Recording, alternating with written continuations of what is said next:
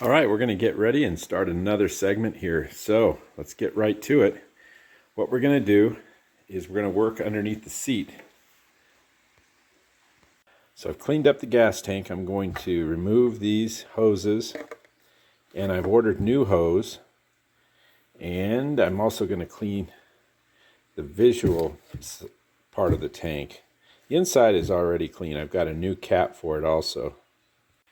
We're going to get started on another episode of the Honda CT70. And with this one, we're going to work on getting the tank installed. The rest of the under the seat stuff all figured out, the wiring. I've got a little bit of wiring repair to do to this plug and button up the headlight. Of course, I've got to clean it. I just put it in there just to get the wiring right. Carburetor, polish up this side cover, but we're really getting close. So let's go ahead and start. So what I did is cleaned up the tank. It's in great shape. And I ordered from Dr. ATV, I ordered fuel line, okay? And what happened was this is it right here. I thought I ordered 3 feet, I ordered 1 foot. And they gave me a little bit more to their credit, but the inside diameter was 3/16. So I had some Motion Pro, and I've got that hooked onto the nipples here, and then just, as you can see, I've just got it looped around. I'm going to pull that through when I mount this. So getting to the mounting, I figured I better get the wiring all arranged and figured out before I lay the tank down in here. So what I'm going to do is I'm going to get right onto a wiring repair that needs to be done. And before I do that, this is the wiring diagram, and I'm going to show you, if you buy the Dr. ATV main wiring harness, there's some special instructions. If you see here, there's a little area you click on, and so here's what you got. And it's pretty self-explanatory. There's some colors here that are different around here, and then all the arrows show you where to hook it up. So I just wanted to give you that heads up, because I went into the headlight and the wire colors did not match up. So the repair I need to make is to this plug.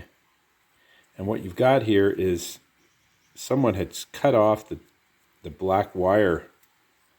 Okay, and so what I'm going to have to do is create a pigtail.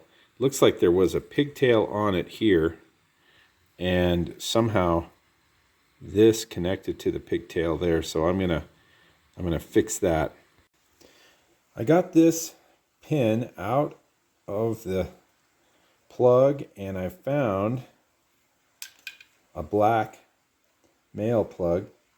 So I'm going to size it about right, give it a little extra, and then I'll just solder these two together. And put a little rosin on there and tin this up good.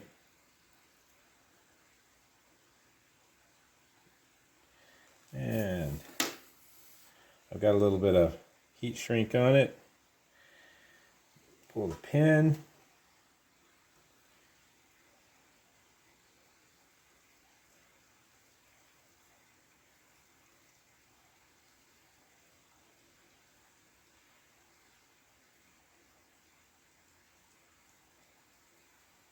There we go. Put a little heat shrink on it.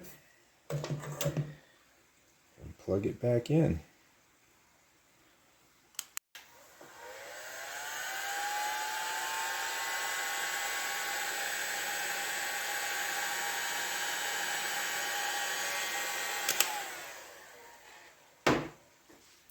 Now we want to make sure that we got this in the right hole, and I believe it's the top one here.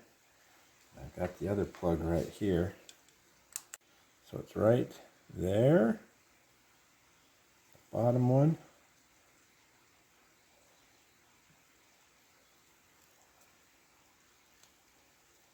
you go. Repair made.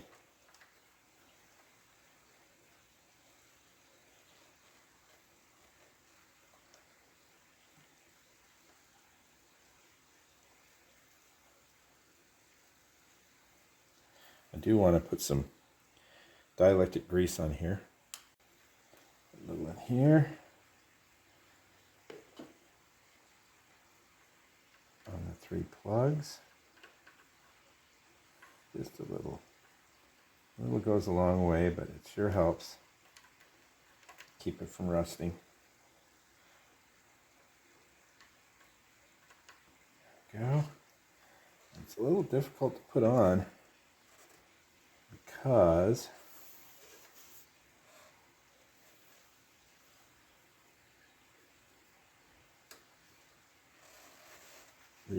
I'm sure this old plug is a little crispy.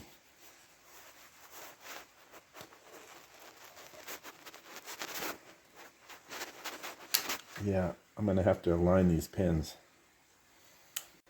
Okay, got a little more out of here. There we go. Okay, put that up in there. And of course, I'm going to test this output like I do almost all the time. I will put my drill on this nut and I will turn it over and I'll test the output. Make sure I'm getting juice out of both sides of this alternator in here, but I'm going to do that down the road. Alright, we've got everything pretty much arranged where it's out of the way of the tank and it's still accessible. So put that, lay that over here, maybe put this underneath here, and then we'll be able to run our fuel line. And I would think the fuel line would kind of roll right in there.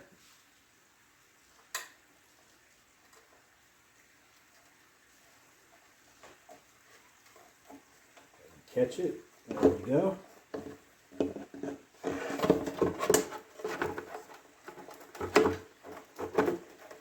There we are.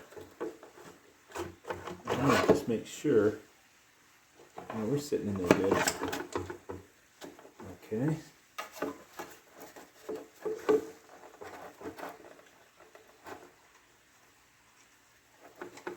All right, there we are. Slide it in. And I think we're good to go. So I've gone here to the original setup, and I find that I'm missing this plastic piece and this clear tie down here. But it shows me where I've got to go with my rectifier. And so I guess there's a plastic insert that goes in around this battery mount. So I'm going to hunt for that.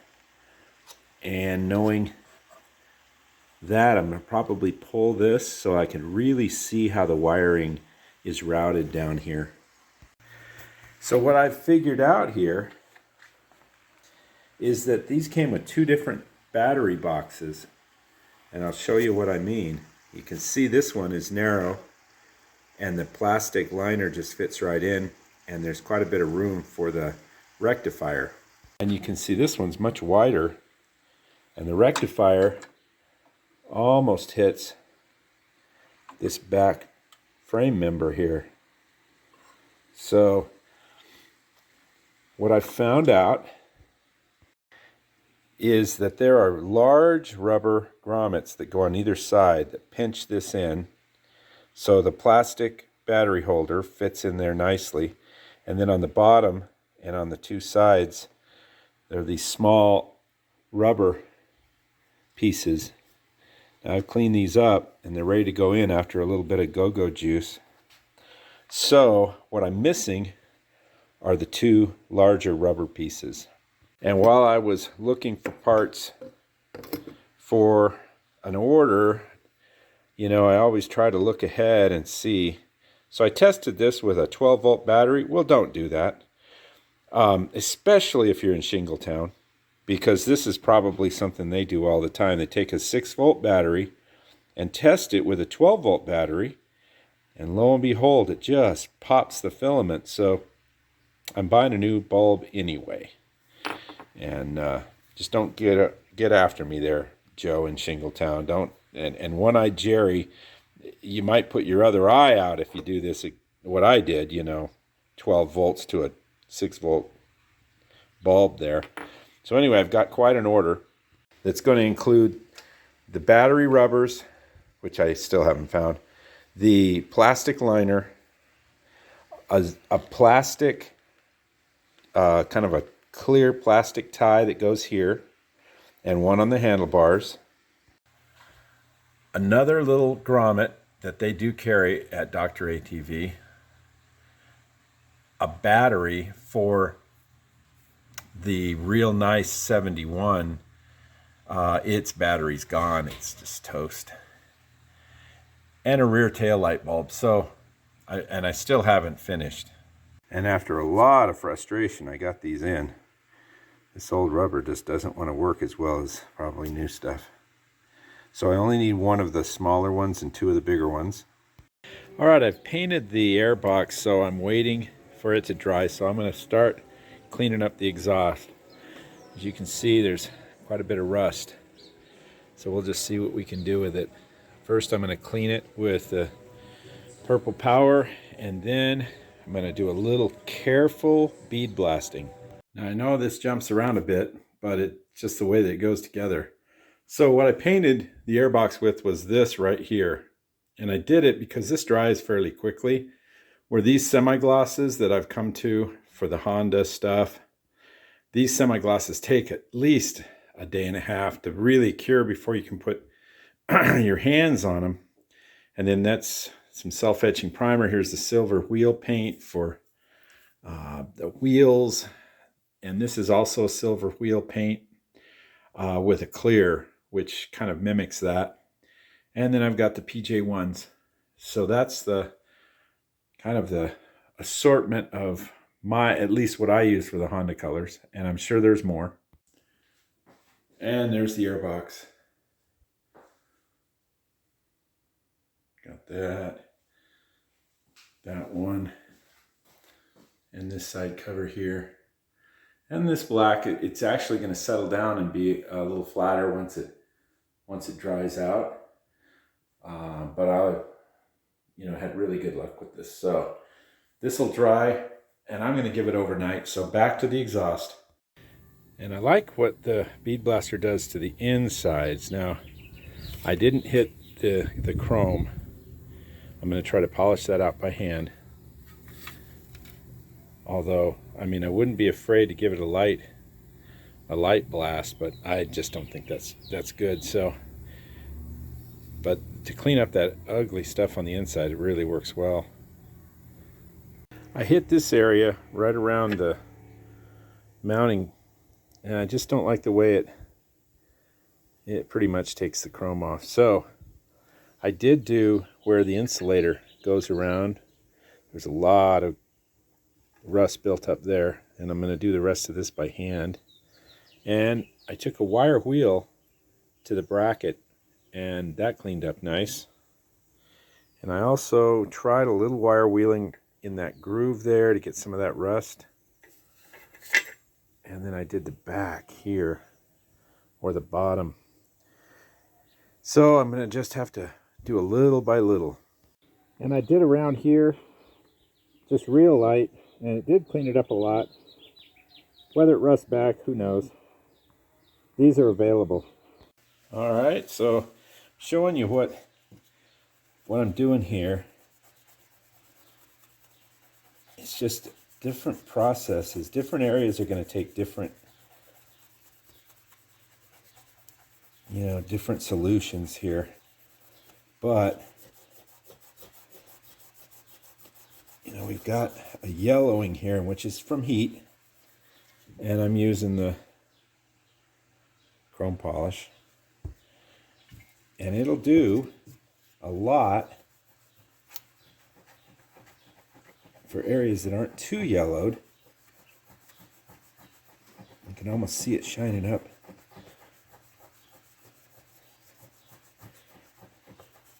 A lot of elbow grease, but if you see that, you can see that that's getting a good shine to it. This is going to take, I think, a combination of this chrome cleaner. I mean, it's not going to get everything, but if you rub strong enough and long enough, it will get you down to that chrome. And shine that up for you. You can see, you know, I'm getting there. So all this stuff in here and this deeper stuff, more rusty stuff. Plus I've got to get this bolt out, and it's soldered in there. I mean, the rust is so bad that it's basically welded in there. So I'll work on that, and then I'm going to get a small wire wheel and get in here and get this. So when I'm saying a little wire wheel, we're talking right in here, this stuff.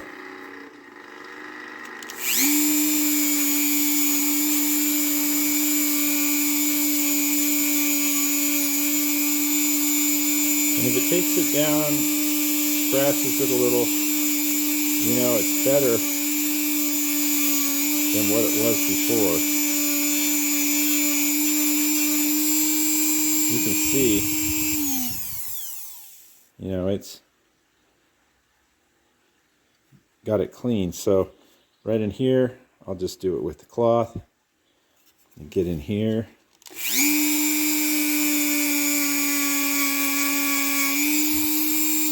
Just those hard to reach spots right in here and here. I got too, right in these two spots and in here.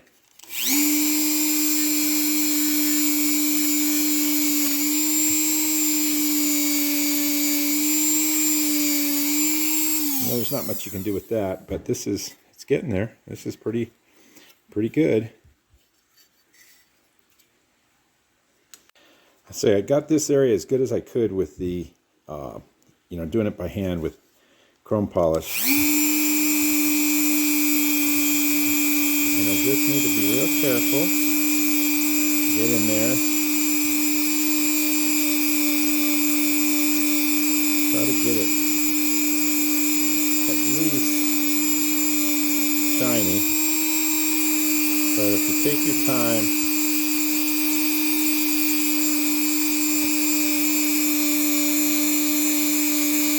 you'll get that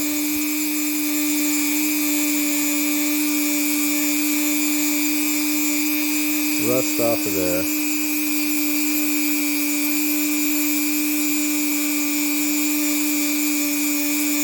And I'm just going to do a little spot here so that the video doesn't run so long. But now I'm going to show you, I'll bring it back and I'll show you after I wipe it with the chrome polish. So there it is. See if I can show you a little bit better. It brings it into focus. Anyhow, it's I can live with that, so I'll get the rest of it. So I put the bolt in the vise, and then I got it to move a little bit. So I think I'm halfway there. Now I just gotta work it out, work it where this rusted part will come through. And that's going to be harder than it looks. Or I completely grind this off and then pull it through. So I think I'm going to do the grinding of this. I'm going to grind this off and then pull it through. But I did get a little bit of movement, and that's real good. Alright, so what I did is put a pair of vice grips on it, and I just worked it back and forth, and finally it just came on out. So that's good. So what I've done here is I'm using the steel wool and a little bit of purple power. As you can see, well, my shadow's in the way, but it is getting the rust off, and I've done this forever. This is the super fine, super fine.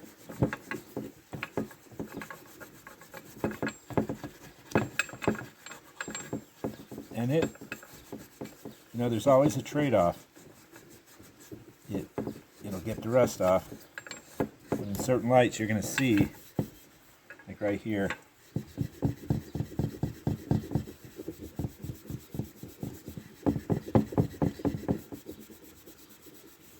it's pretty good.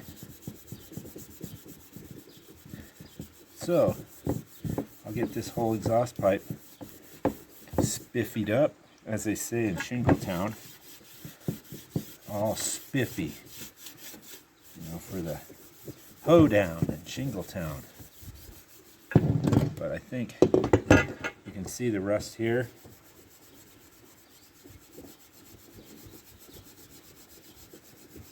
And it's gone. There it is. I'm going to do that as much as I can all the way up here. So using all the different techniques, I got it pretty clean. And all this stuff, like I said, is still available. But this is okay. And the cover, those covers I just cleaned go over this part. So, and that covers that. It's all going to look pretty good. So I'll polish this up and then we'll start installing it. So by far the worst damage that was done in all the different processes was this area here that I took the wire wheel to. It was too aggressive. It's the bottom, and but you can see the lines here, you know, the areas that kind of like burn a little bit harder, and over here you don't. So after everything, just stay away from the wire wheel. The steel wool worked really well. And I've got it mounted. Had to figure this out. Not even sure if that's correct yet, but it looks good, huh? Shiny. Tail section looks shiny. Get the cover on it. And I'll get the insulator here. And then the cover on here. And we'll be in business. There it is all together. And I don't think it looks half bad for being as ugly as it was. Now if there's any one thing I could do to this bike to bring its cosmetic appeal up, would be to replace this cover for the 60 bucks or whatever. But I can live with it. Still don't know which one of these I'm going to get rid of, whether I'm going to get rid of the original 900-mile bike and keep the shiny restored bike, or get rid of the restored bike. But it sure has been handy to have that bike around, especially for things like this exhaust. So there we have it. Exhaust is on. We've ordered a bunch of parts, so this may be a waiting game from here on out. So I will continue to press on till I just can't go any further without the parts that I've got on order. So probably the next piece to restore is going to be this, and you can see it's pretty gouged there, but we'll make this look pretty. So the first thing to do is to wet sand it. First thing I want to do is I've got 150 grit, and I want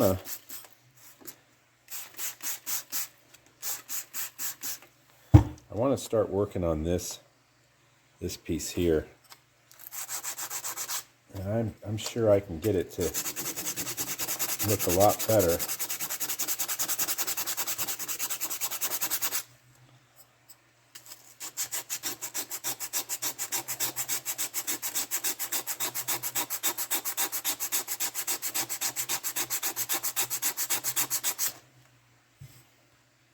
You can see it is starting to smooth out. So I'm going to keep going.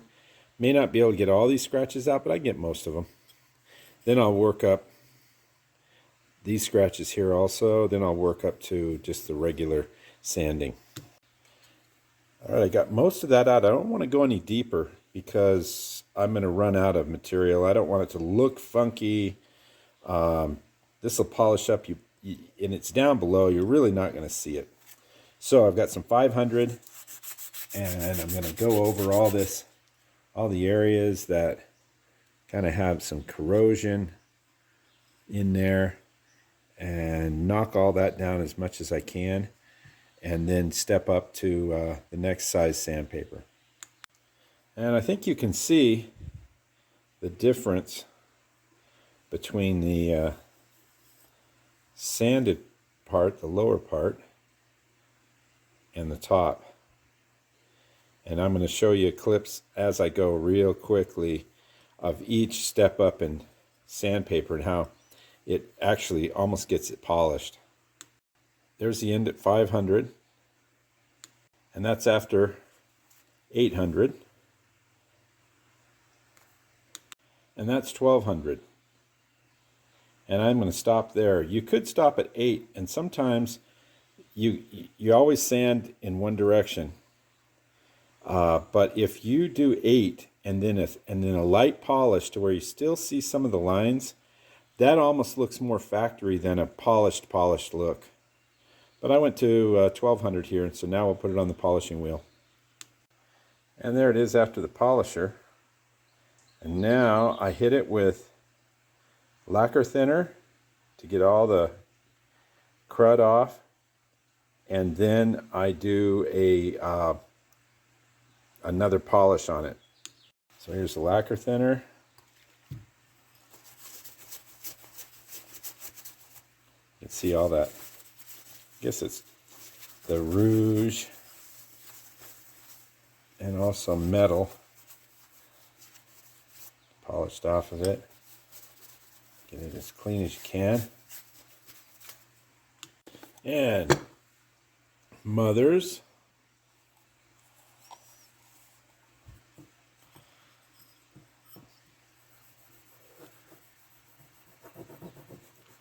And I won't show you this whole thing, but you really have to grind on it with this mothers and get a nice blackish looking paste going. And that's what it looks like.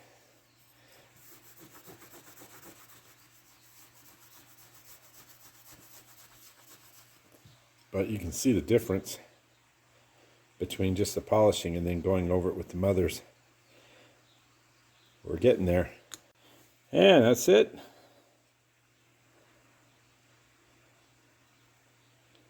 You can see those down there. They're, I mean, you'd rather not have them, but, and so it's ready to put on. And there it is on. So we'll just keep pushing till we run out of things we can do. So I keep moving on, waiting for those parts, and we've got the air box here all painted up nice. Looking good.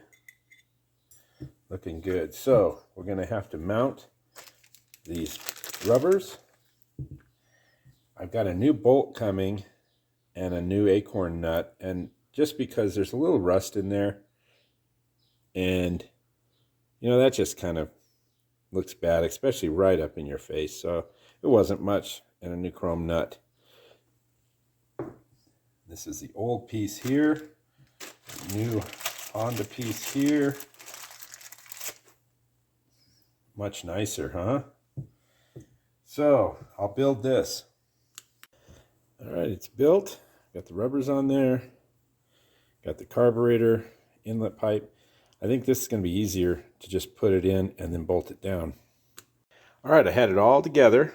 The airbox, the carb, the inlet manifold, and I test fitted in the bike. And I noticed that it wasn't allowing me to bolt up the inlet pipe to the head, and I figured out what it was. If you can see it, the new one is about 1/4 of an inch taller. And you can see, you know, that the old one's shorter. And this is another thing that clued me in, is this hose clamp area is right at the lip where this has a little gap. Now, I probably could make this work. I had it lined up, and it's putting quite a bit of pressure on this rubber boot, and it probably would just collapse, right? It might just collapse. But because it's OEM, right? I'm not exactly sure where I got it, but there's the OEM part number, 17253098830. But I'm going to go ahead and order this kit just to get that one piece. I know it's a lot. It sucks, but I mean, I'll be able to use these pieces, or I could maybe sell them. I don't know. But anyhow, at this point, you know, you can't really, you want to do it right. So they don't offer this boot with a part number. It's, I believe you buy the whole airbox. So, you know, OEM. So I'm kind of stuck doing that. So I'm going to order that. So the waiting game is on. I've done everything I really can until the parts arrive. So it'll just have to sit here next to its buddy. And we'll come back as soon as I get some parts. All right, well, we're back on the Honda because we've got some parts. But today's a special day. There's the front row of the Indy, so I'm going to be pretty preoccupied, but I'm still going to work on the bike. Well, Chico is back with JT's Customs. He was we had to let him go on furlough without pay. He didn't like it. He begged to come back, so he's outdone himself. Look at all of these parts that Chico has brought to JT's Customs. We got to give him a hand. Chico, you came through. All right, the first package has these intakes, which I needed. The second box has the rubber boot kit,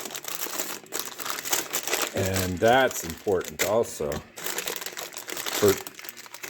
I might as well put the newer, you know, this new boot on too. I think I already have it, so I'm gonna have an extra one of these. That's okay. I'll use it somewhere. But this is important. This is definitely different. So this is from Dr. ATV, or they call it Beatrice. I ordered one of their batteries. You know what? It's not going to matter if you don't have a Yausha or the original Honda battery. You know, really, who cares?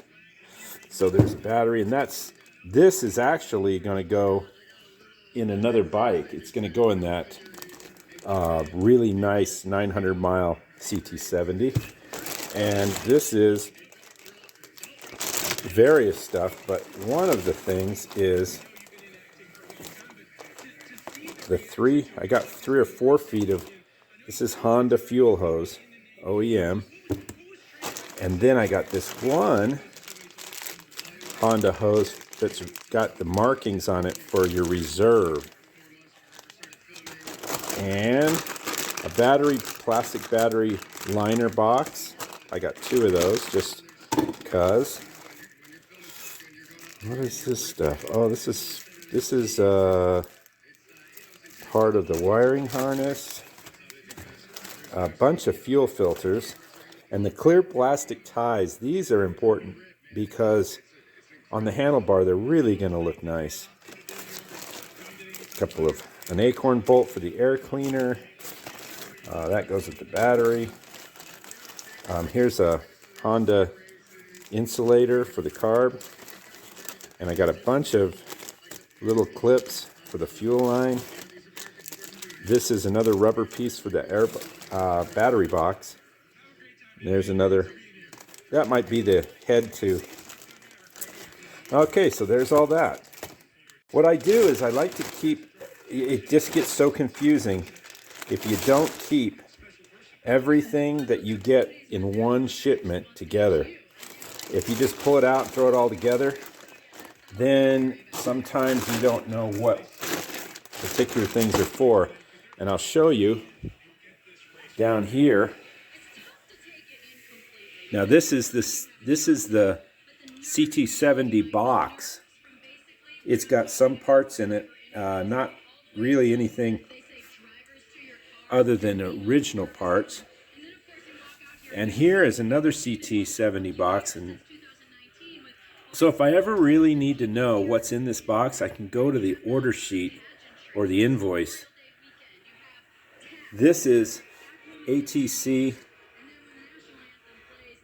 right in here. This one is ATC 70, and that's stuff from Beatrice. So I know what it is. If it doesn't have a part number, I can kind of figure it out. It's kind of a big box for just one little gasket. And so this is, Rocky Mountain will sometimes ship from 2 different warehouses. So I'll get something, and then I'll get like another piece from the Kentucky warehouse, and it comes days later. Now this, I ordered off eBay, and it's a CT70 fuel tank. And let me tell you why I ordered a fuel tank. Because I have a really beautiful fuel tank here, right? But try to find this bracket. Try to find that bracket. Plus, I came with the rubber here. So I got the bracket and the rubber, plus an additional fuel tank, really for less money than I was seeing these being sold for on eBay. And also this rubber piece here is another expense. So I got 1, 2, 3 parts for the price of just the one tank. That's a lot different. You can tell already. All right, curiosity killed me. I had to open this package up. So what this is it's 2 different plugs that go with that aftermarket battery. So if you do buy the aftermarket battery, here you've got the fuse, and you've also got 2 different style plugs. So it'll just fit just about anything you have in a CT70. And, oh, light bulbs. So these are my bulbs. And how many did I get? Oh, and I got a headlight bulb and 3 tail light bulbs, 6 volt. And here's the, might as well use, I always say to myself, put your best foot forward. Here's an old one. It probably would work, but why not if you've got a brand new one? All right, so I have the gasket, the insulator, carburetor inlet. All right, now that's much better. I'm not having to force this. This boot was really the wrong boot. So we're really there now. All right, it's time to put the fuel lines on the fuel tank. Here's the reserve. It's got these ribs on it. So reserve obviously would be the bottom one. The fuel will run out on the regular tank, and then reserve. So put on. Oh, they're about ready to sing Back Home in Indiana.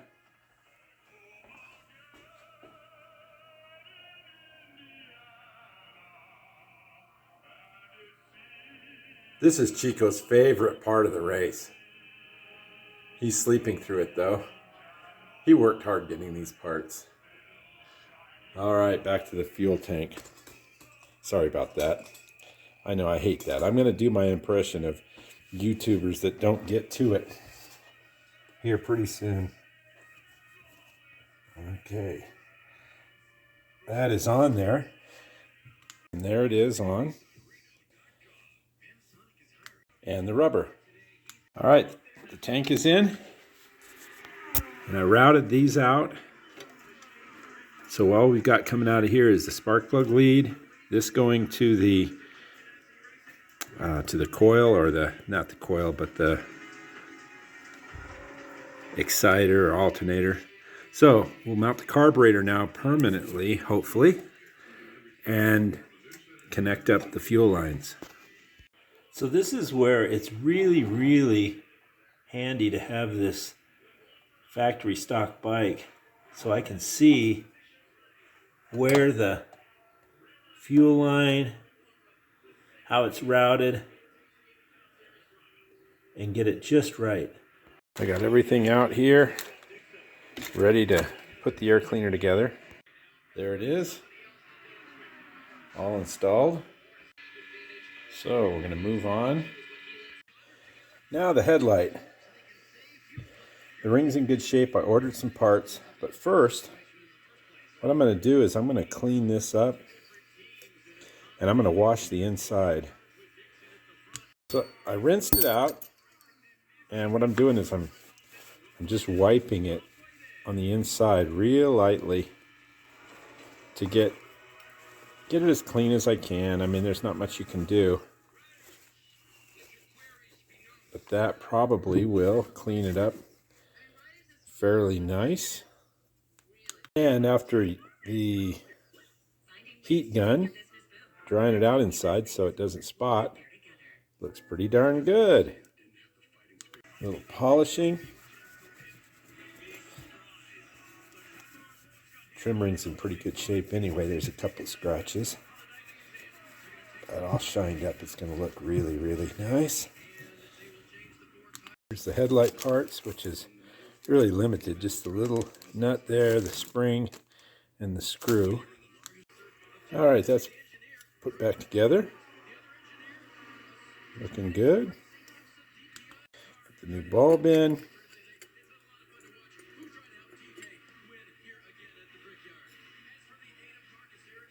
Got that all put together. Get this rubber seal down. And there it is. So we got the battery in. We got the new plastic liner. I'm missing this little rubber. There's a rubber grommet that goes in here. It kind of pushes and separates the metal and plastic, but it's in there tight. And I've got the battery strap to go over the top of it here. It's all plugged in. We've got the little clear connector. I haven't tightened it all the way up, but let me tell you something. There's a clear battery drain hose. So if the battery for some reason starts to drip or it gets hot and starts to spill, that's where I've got it coming out. That took me an hour. An entire hour. Because everything had to come out. I had to thread it through with anything I could find. But we are looking good. And when the key is turned on, the tail light operates. So we've got juice, and we're almost through. I'm going to need to do the cap here. I'm going to have to paint this. Then I've got a rubber cap goes over the top of this. And that part's done. So working from the back to the front, I've got really this thing almost completely buttoned up. And then usually my last part of the last video is just starting it and running it, and then we are done. So this is nearly complete. Well, so what we're going to do now is we're going to check for spark. And it's the last thing we do is check for spark, fill it with oil, fill it with gas, and see if she fires off. So let's see what the spark looks like. Well, better turn the key on. As you can see, we've got nice spark. And we're using this. I looked on the forums. They said pretty much any motorcycle oil. The side cover says 30 and 20 straight weight, which they probably have at Honda, but this is obviously not going to ever get ridden.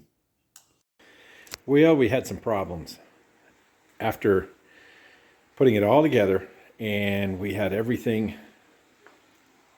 you know, pretty much buttoned up, headlight, everything. And then I got no headlight. So I just started going back and back and back, trying everything, and it sure was nice to have the other 70 over there that I could make sure that the wiring was correct. And by all means it was correct, except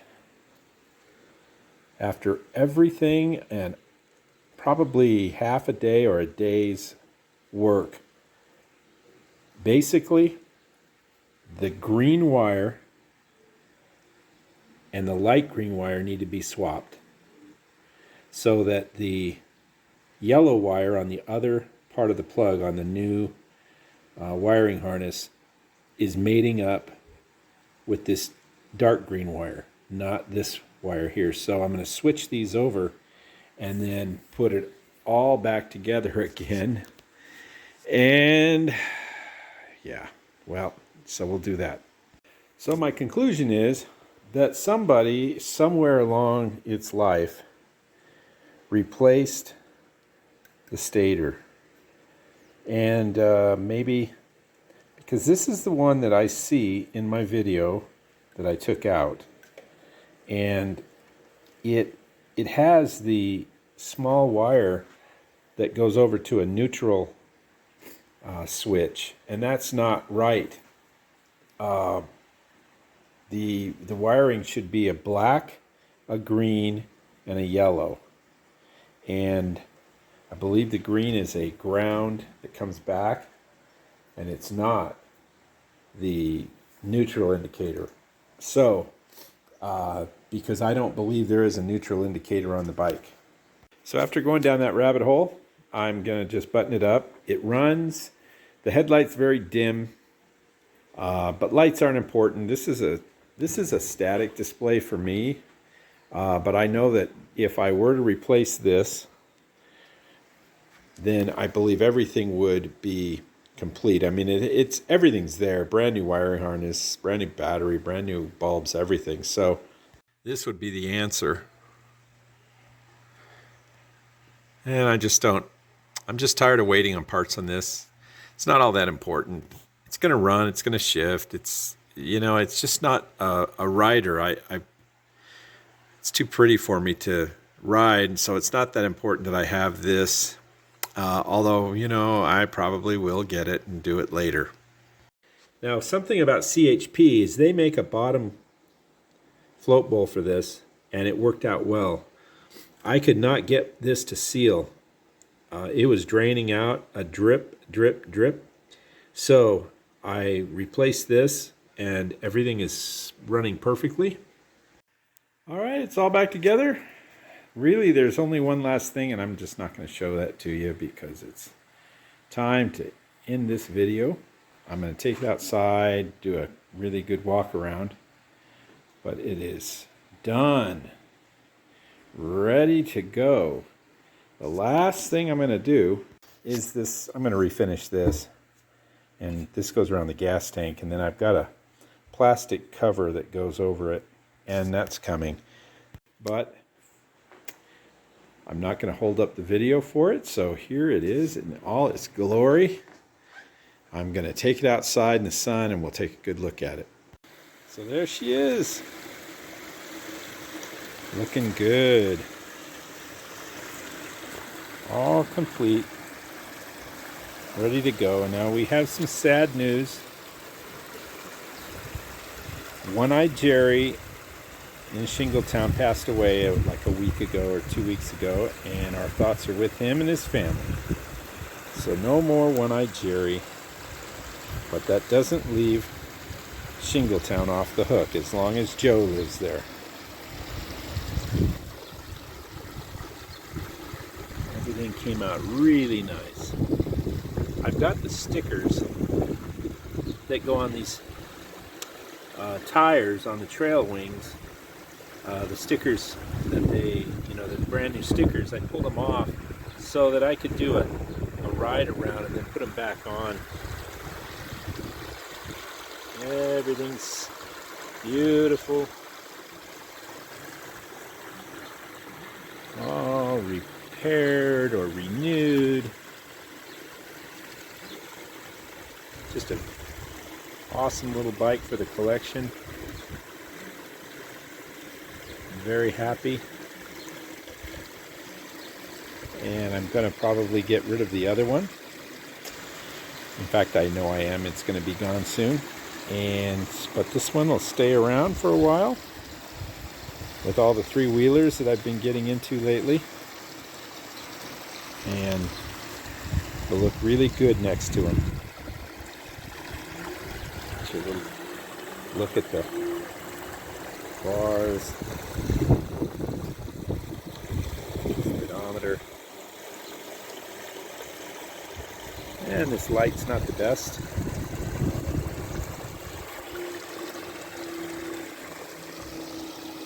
But another great restoration. It was a lot of fun.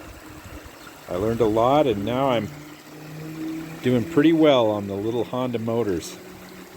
So until the next time, all you in Shingletown, give you a big thumbs up. And everybody who comments, thank you so much.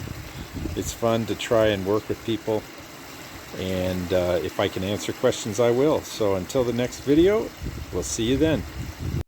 Now, how could I end the video without showing you both the bikes side by side? That looks pretty cool, doesn't it? You see the three-wheelers in the background. Oh, I gotta take that ugly fender out of there. But you can see the bikes in the background. Almost looks like a Honda showroom floor, doesn't it? They're just really cool side by side. So that's the end of the video, with a few parting shots of two CT70s in red.